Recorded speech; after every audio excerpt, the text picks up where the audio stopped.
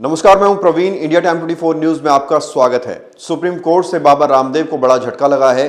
Court ने बाबा की company Patanjali Ayurveda के उन सभी विज्ञापनों पर रोक लगा दी है जिनमें औषधि और चमत्कारिक उपचार एक्ट 1954 के तहत आने वाली बीमारियों के इलाज का दावा किया गया है।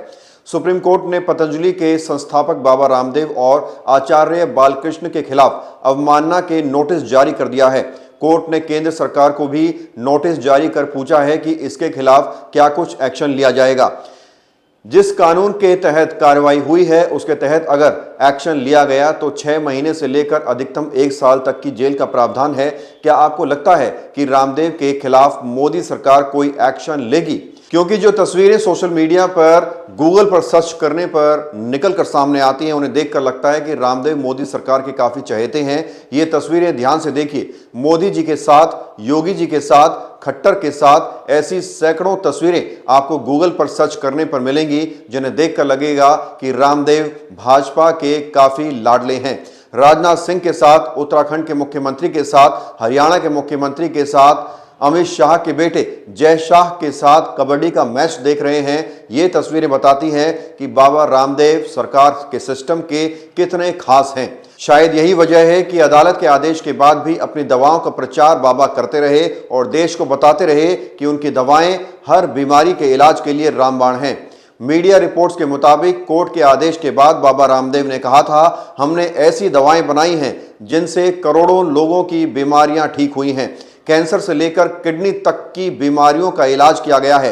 यदि कोर्ट हम पर जुर्माना लगाता है या फांसी की सजा भी देता है, हम अदालत का सम्मान करते हैं। लेकिन कल कोर्ट में रामदेव के वकीलों की एक भी दलील नहीं चली और रामदेव और बालकृष्ण के खिलाफ अदालत का आदेश आ गया अवमानना का, और सरकार से भी पूछा गया कि बाबा पर क्या कुछ एक्शन लिया जाएगा।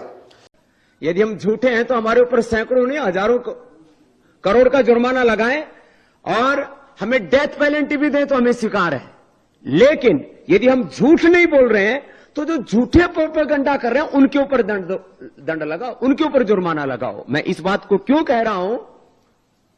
क्योंकि ये पिछले 5 वर्षों से बहुत खतरनाक प्रोपेगेंडा चल रहा है स्वामी रामदेव को, पतंजलि को टारगेट करके। योग, आयुर्वेद, नेचुरोपैथी और महर्षि चरक, शिष्य, धन्वंतरि आदि ऋषियों के करोड़ों वर्षों पुरानी ज्ञान परंपरा को झुठलाने के लिए कि आयुर्वेद में कुछ नहीं रखा। सुप्रीम कोर्ट ने अपने आदेश में कहा है कि उसके अगले आदेश तक पतंजलि आयुर्वेद अपने किसी भी मेडिकल प्रोडक्ट्स का विज्ञापन ना करे।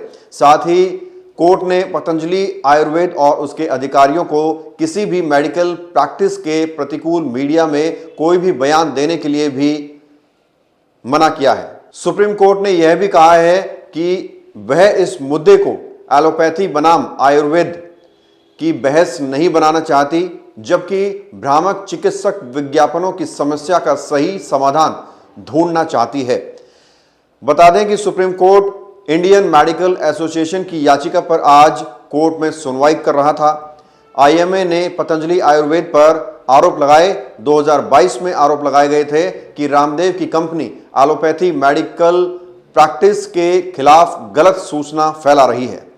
आईएमए की तरफ से वकालत कर रहे सीनियर एडवोकेट पीएस पटवालिया ने कहा कि पतंजलि आयुर्वेद ने योग की मदद से मधुमेह और अस्थमा को पूरी तरह से ठीक करने का दावा किया था। सुप्रीम कोर्ट अब मामले की अगली सुनवाई 15 मार्च को करेगा। मामले की सुनवाई करने के लिए जस्टिस एहसानुद्दीन अमानुल्लाह खुद न्यूज़पेपर लेकर सुप्रीम कोर्ट पहुंचे थे। न्यूज़पेपर पर विज्ञापन दिखाते हुए उन्होंने पतंजलि आयुर्वेद से कहा कि आखिर आप में कोर्ट के आदेश के बाद भी यह विज्ञापन लाने का साहस कैसे किया। सुनवाई के दौरान जस्टिस अमानुल्लाह ने कहा, पतंजलि आयुर्वेद से सवाल किया कि आप कैसे कह सकते हैं कि आप बीमारी को ठीक कर देंगे। हमारी चेतावनी के बावजूद आप कह रहे हैं कि हमारी चीजें केमिकल आधारित दवाओं से बेहतर हैं।